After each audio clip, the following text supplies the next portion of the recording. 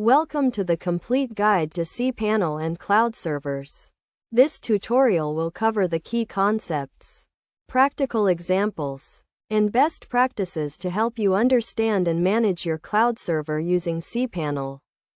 First, let's start with the basics. Cpanel is a control panel that provides a user-friendly interface to manage your cloud server. It allows you to perform various tasks such as creating and managing email accounts, databases, and files, as well as monitoring your server's performance and security. To get started with cPanel, you need to log into your account using your username and password. Once logged in, you will see a dashboard that provides an overview of your server's status, including disk space, bandwidth, and memory usage. The next step is to configure your server settings.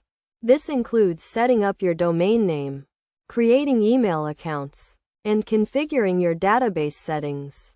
cPanel provides a range of tools and features to help you manage these tasks, including the ability to create and manage MySQL databases, configure email accounts, and set up FTP accounts.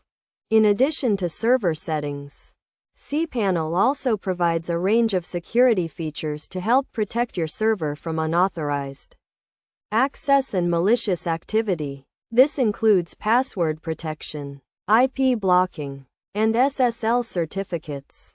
When it comes to cloud servers, scalability and flexibility are key.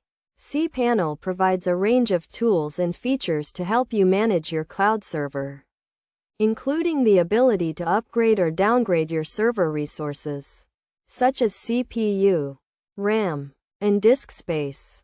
Best practices for managing your cloud server using cPanel include regularly monitoring your server's performance and security, keeping your software and applications up to date, and using strong passwords and authentication methods.